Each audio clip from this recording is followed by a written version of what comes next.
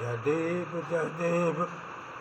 दत्तावधूता ओ साई अवधूता जोड़नी तब चरणी थे बीतो माथा जयदेव ओम गुरुर्ब्रह्मा गुरुर्विष्णु गुरुर्देव महेश्वरा गुरु साक्षात् परं ब्रह्म तस्मै श्री गुरवे नमः अखंडमंडलाकारं व्याप्तं येन चराचरं तत्पदं दर्शितं येन तस्मै श्री गुरवे नमः।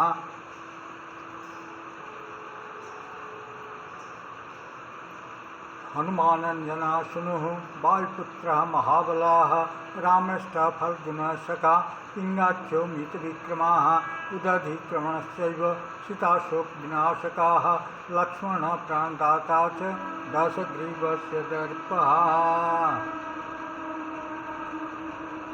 One of the greatest poets of Odia literature is Kabisurya Baldev Rath. He was given the title Upadhi by the king, by Gajapati, as Kabisurya. That means he is as talented as the sun, as important as sun. So Kabisurya belongs to Riti Yuga of Odia literature. Let me give you a very outline of the ages of Odia literature. It started from Charja Gitika, and in 15th century there came the first version of Odia literature by Adi Kavishala Das. Then Panchasakha.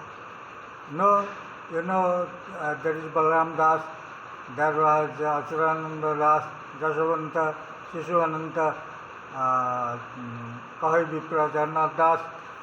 So that was the Yuga of Panchasakha, the age of Panchasakha in Odia literature.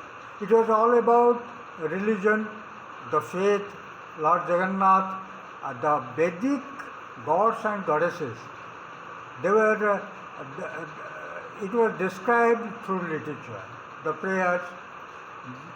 So then came the Riti Yuga, the age of Riti style.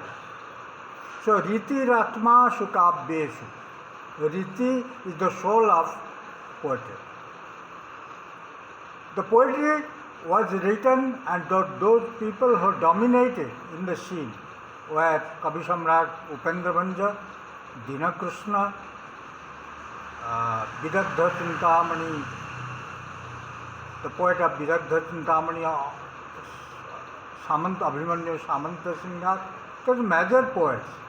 And this Riti Yuga is an imitation of the Sanskrit tradition, the Sanskrit literature, that it must have certain rules and regulations.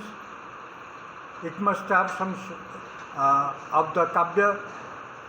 So this started with addressing to the muse Mangalacharan.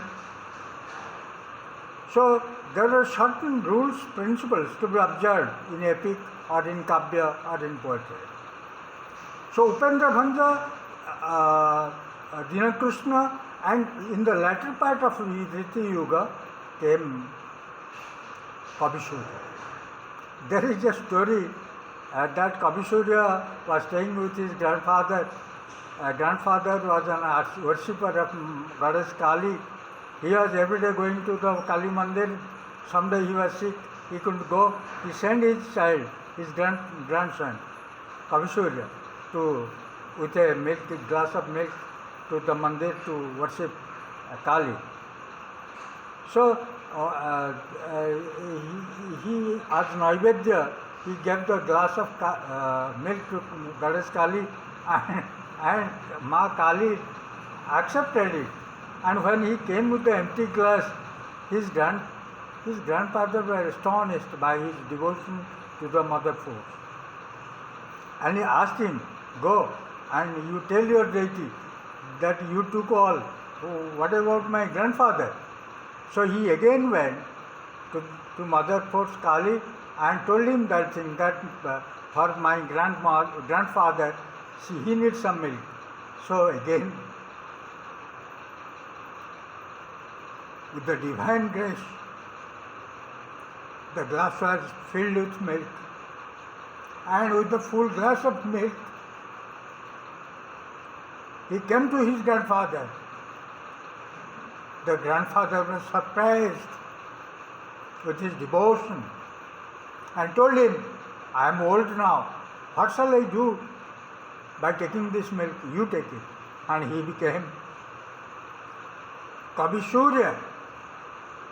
Kabisurya started Champu, a new genre altogether. A new genre altogether in Oriya literature. Half prose, half poetry mixed, making a very beautiful music combination. So music, he was a musician, a music director. So he started all his poetry, poems with music. And it was lyrical. So lyricism, the poetry is highly poetical. He wrote like Jagate Kebala Jana Hasibe Ehi Tahu Phala. It's a parody, satire against the poets who were backbiting him before the king.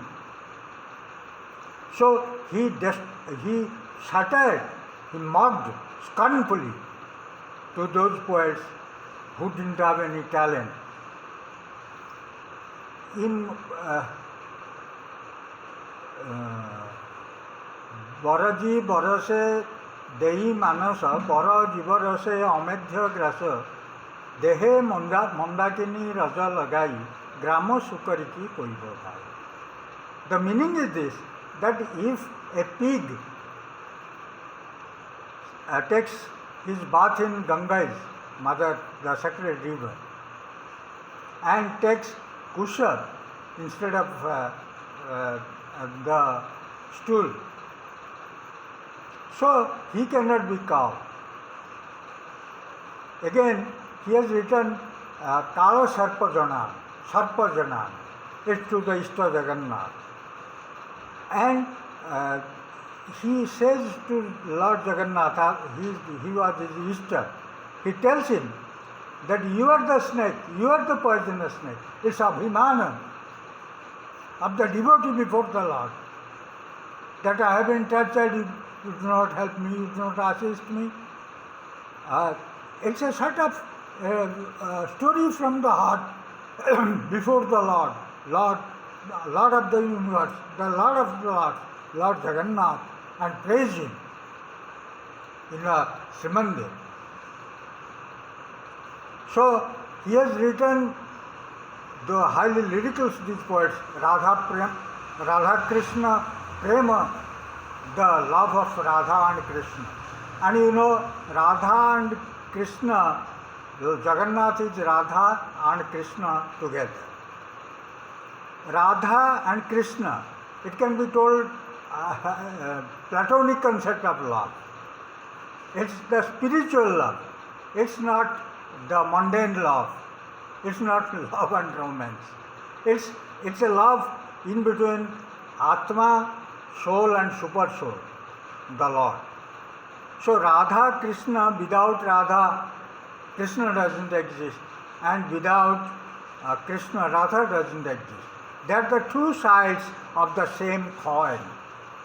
Radha, Krishna, aprakruta, the word terminology, the diction is aprakruta, that means it's spiritual. It is Platonic love. It's a love which doesn't have any limit. It's not mundane love with flesh and blood. It's highly celestial, spiritual in nature. So Radha, Krishna taking together with all his melodious music and the words which are highly adroit, highly lyrical, he has made Kishore Chandran Champu. That is his best creation, the masterpiece. He has written his masterpiece, Kishore Chandran Champu, on Radha and Krishna. Starts from Ka, Kha, Ga with alphabetic order. So this is the work of paramount importance and his salutary contribution to Oriya literature. He was a musician, I think. Siyavar Ramchandra ki jai.